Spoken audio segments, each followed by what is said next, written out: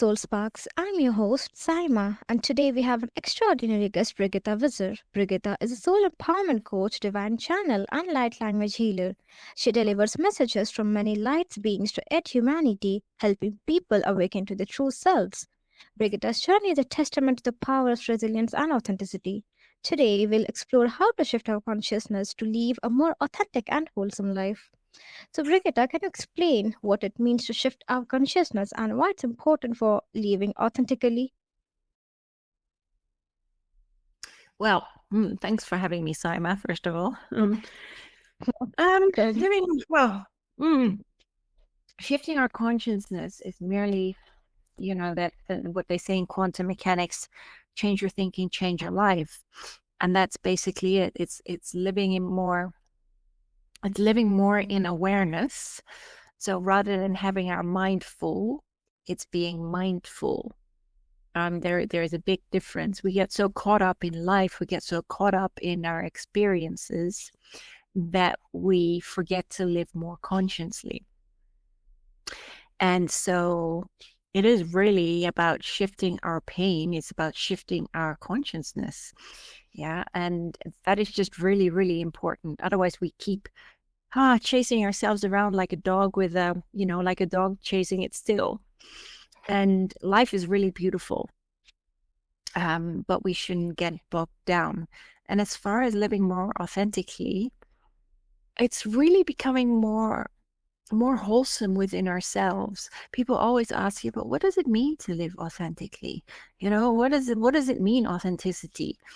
And it's really just being true to yourself and living with integrity, living in awareness and speaking your truth, not from the ego, but speaking your truth and not being beat down or bent down by the will of others, and just standing in your own I am power, as I call it, because we give our power away like sweets in a candy jar, and just to please others. But why do we do that? If it doesn't agree with us, if it doesn't align with our spirit, then don't do it. At the end of the day, you have to be happy with you. You have to be happy with how you live your life. And that is the most important thing. That's really fascinating, Brigitta. It shows how transformative a shift in consciousness can be. So, how does living authentically contribute to our overall sense of wholeness and well-being? Well, it's like I said, living authentically or living in a more wholesome version of ourselves. Because, oh, trust me, I'm still learning every single day as well through my experiences. But when we live in our truth, when we stand in our truth, when we speak our truth, when we take back our power, we can start to breathe. It's like the heaviness will lift, the clouds will lift. And I know I know when you're in the middle of something, right? And it's an experience and you don't know how to get out of it. It's tough. It's not easy, but never allow, it doesn't matter what other people think of you. Honestly, it doesn't. It matters what you think of you. It matters how you conduct your life. What is important to you? Remember, if you look at experiences from a different perspective, either the glass is half full or half empty, right? So you look at things from a different perspective and tell yourself, do you know what? How can I improve my life? What can I learn from my experiences? Why is this person triggering me? What can I learn from this? Rather than say, but why is this person doing this to me? And why can't I be happy? And why this? And I am depressed. I am this. No, you're not. Trust me. You're saying these things to yourself. Yeah. And whatever you speak, the words that you speak to yourself, oh, your mind is like a little eager beaver. It's like a secretary. Yeah. That types away and your mind listens to everything. And, that feeds into your meridian system, so to speak, right? Your energy system within your body. And what it does when you speak so negatively of yourself or you feed it negative emotions rather than positive ones and upbeat ones, it it's like sludge in your body. The energy becomes blocked because we're blocking ourselves. And it's like we hijack our meridian system and it comes out somewhere else in the body. It's like a dis-ease because we don't feel pitchy in our own skin, because we don't live according to the rhythm of our own heart, our own soul. And it's so important. Yeah. So you want something different, do something different. Yeah. You are the captain of your own ship, and only you can change the direction of your life. So, what are you going to do about it? I completely agree with you, Brigitta.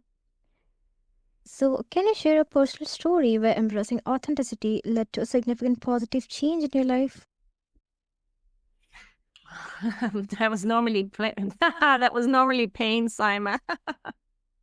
Hey, hey. Through trauma, and I've been through a lot of trauma. But when I was younger, and even a teenager in my early adulthood life, I just never got it. I just didn't understand it, and the universe kept giving me repetitive experiences just wrapped up in different wrapping paper, a different bow. And we thought, what's she gonna do now? And I continuously made the same mistakes, so to speak. But your mistakes, by the way, don't define you. It's what you do afterwards. That it's what you do afterwards that defines kind of your life. And yeah, for me, returning to that more wholesome version of myself, every time it was peeling back layers of trauma, everything that I went through. And I didn't come here with a cheat sheet to earth. And so I really, I really had to learn the hard way and figure it out, just like everyone else. Um, but there have been, like I said, there have been some incredible transformations over the years, and I'm still learning. But the point, what I'm trying to make is, you can sit with your pain, but don't wallow in your pain. There's a big difference. When you accept where you are, and you sit with the pain, you embrace it, and you sit with, I call them the pesky demons in our head, and you sit with them and you talk it out and you analyze that and you understand and you ask yourself, why is this happening for me? And how can I make the necessary changes? Is it hard to talk to people? Yes, it is, especially for people that have, hurt you. But never, never back down. And and I've had to learn this too, along life's journey. I would often fall out with people, or I would just huff and puff, rather than just take a step back and say, you know what? Why is this actually happening for me? And what does it teach me? And how can I deal with this person? How can I deal with this experience?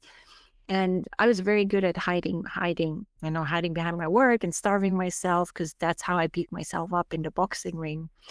And really until my 30s that I started healing. And I really needed to dig very, very deep, because I hit rock bottom several times.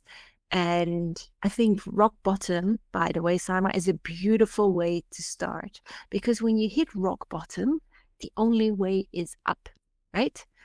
The only way out of the pain is to walk through your pain.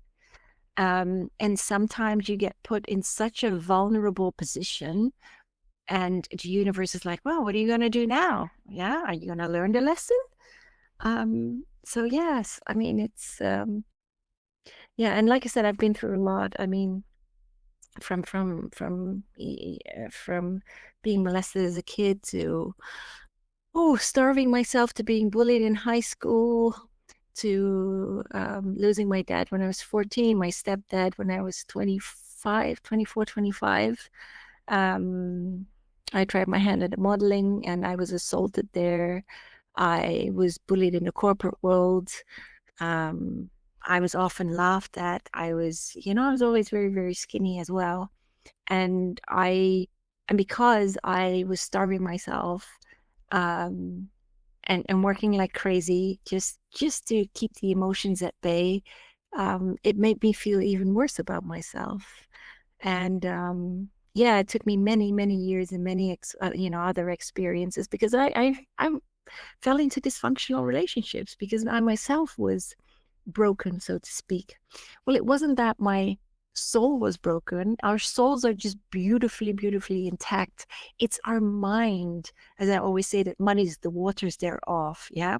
Because in our minds, that's where we keep our painful experiences. Yeah, we put them in the archives of our mind, and it's all about alchemizing and healing these experiences. And that's just really important if you want to live a happier and a healthier and more abundant life. And we're all deserving of that.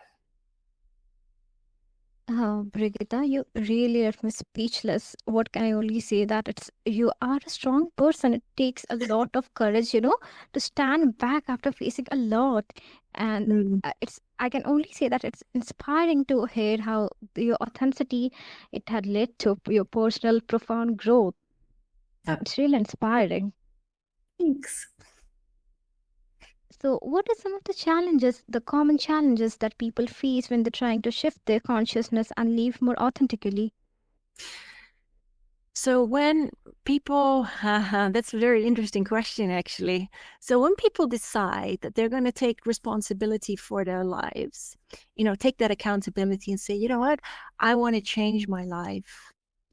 And that's when you walk, I call it dark night of soul, but it's not always a dark night of soul, but we have to walk through that darkness in order to heal. There is no shortcut. And often when we want to shift our consciousness as well, right? When we want to heal,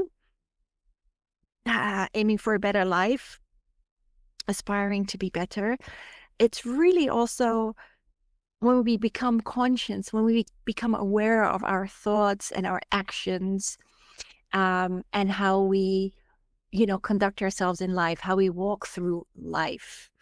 And yeah, I think it's a beautiful journey to heal when you really want to change your life and you get up from that couch rather than thinking, hey, you know what, there's a fairy godmother and she's going to wave her magic wand and it's going to make it all better. No, I'm sorry. You're your own savior. So do the work and start to live more authentically. And only you can do that. That's noteworthy. So, how can we overcome the challenges and stay true to oneself? Well, overcoming challenges. Um, I'm going to flip the script on you there.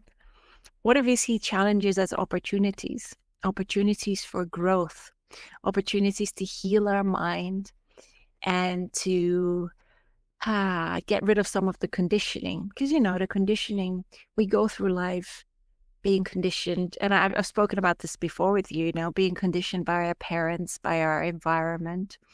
And it's just leaving that behind and just listening to our own voice, listening to our own soul, um, and listening to our own heart. That's really important because we get swayed by the opinions of others every single day.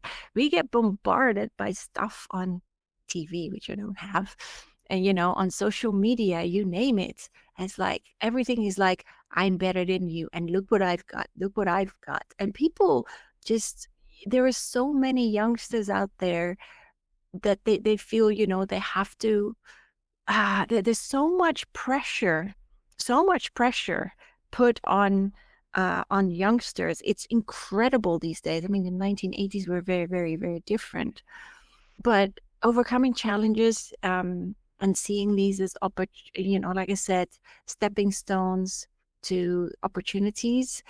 Um, and yeah, it's taking charge of your life, right? And drowning out or tuning out the outer chatter and starting to listen to yourself.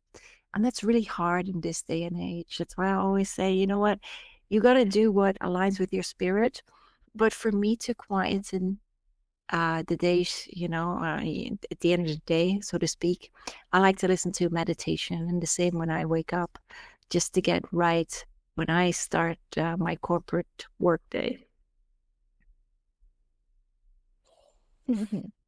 So, overcoming these challenges is like really crucial to living a more authentic life. Yes. How can shifting our consciousness aid in healing past traumas and emotional wounds? Well, when we heal our past traumas and our wounds, right, we shed that conditioning, we shed a layer because we've layered ourselves. It's like life is like an onion, right? And what happens when we go through experiences and we start to heal, we'll peel back a layer of that onion and we cry. Mhm. When we cry and we and we start to heal. And that's with every experience. So whatever you go through, the more you start to understand your experiences, the more you start to understand life, and the more we walk through that darkness to come out the other end, right? Um, it's really beautiful. But remaining on the fence and not doing anything, you really are sinking in your own created quicksand. And so the more we peel back, the more wholesome we become, and the more we start to understand about life, and the more we cultivate that inner joy, that inner happiness, and that love that we have for ourselves. It was like my dad always used to say, growing up, he's like, well, stand in front of the mirror and tell yourself that you love yourself. And I thought, what the heck? What do you mean? No, can't do that. And but now I understand it. It's really about returning to that love for ourselves, because when we have enough love in our own cup, we can send that love to others. We can give that love to others. And the only way we are going to understand that is by our experiences. And that's why I always say people are beautiful triggers. They are reflections. They are teachers.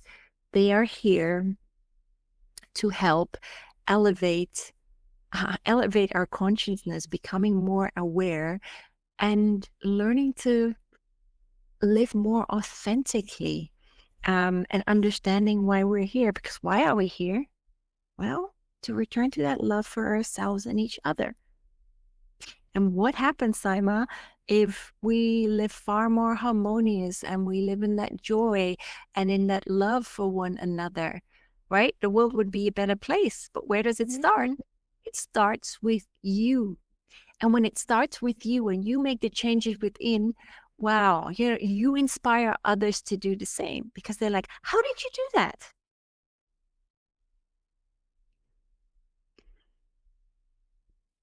Comparing life to an onion, that was really remarkable, Brigitte. I really liked it.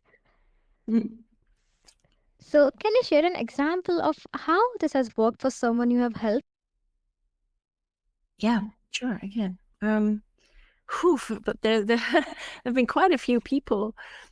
I remember when I was, it's quite some years ago, but I walked through it. When I was, um, uh, I I studied in the emotional freedom technique, EFT, which is when you tap out the you tap out the emotions or the trigger out of an experience, so that people can freely talk about what happened to them without becoming triggered. And so it's like you ask them how they feel when they start, and they say maybe 10, which is really bad. And then you have to tap it down to 0. And I had this lady, beautiful soul, and she suffered from anxiety and panic attacks, and she had relationship issues. And it stemmed back from her childhood, because when she was growing up, her parents were always screaming at one another, and then they eventually they got divorced, and she always thought it was her fault. And she walked around with that guilt in her adulthood. And so when we finally got back to the root cause of the problem, we tapped it out, and it was really beautiful to see, because she said the next day and the weeks that followed, she said, you know what? She's like, I don't even panic anymore. I just remain calm. And she's like, my relationship's better now. And then like a year later, she got married and she had a child. So that was quite amazing. Yeah. And there have been others where I do my light language healing, which is I call it frequency healing, because we're all energy. And many people don't understand light language because when I speak it, it's like very galactic, so to speak. It's like on a conscious level, you're not going to understand it, but on a soul level, your soul understands these codes just beautifully, and that's what it's about. But I've had people shed their stress, not only that, but also their pains and aches. I've had one example where somebody could hardly walk. And after several sessions, she could walk around the block. She could walk her dog again. But at the end of the day, Saima, I'm just a tool in the toolbox. Yeah, we are our own greatest healers, our own greatest guru. We carry our own medicine cabinet, so to speak. So yeah, I'm just a tool in the toolbox, helping others. It's amazing how consciousness shifts can, facilitate deep healing. So, Yes. what mindfulness practices do you find most effective for the purpose? So I'm a bit of a weird one. Besides, besides, meditating, but when I walk my dog, I will, because I live in a pretty suburban area here in Spain. And when I walk my dog, I will just speak light language and just blitz the earth with love. And that's how I keep practicing. And yeah, so that's how I like to develop. But meditation is definitely my number one thing. And for other people, something else might be better suited for their own spirit. But that really just recenters me, or even listening to 432 hertz and just plugging that in on YouTube. That calms me down as well, especially when I work my corporate job, or I listen to Malta Martin. He does the handpan music, and it's so soothing as well. But remember this, yeah, these are my practices, but you have to do whatever, whatever makes you feel happy, whatever works for you, because what works for one doesn't work for another. If you want to go hug a tree, go hug a tree. If you want to walk, barefoot in the earth, do that. If you want to go for a run, do that. Do whatever you feel is right for you.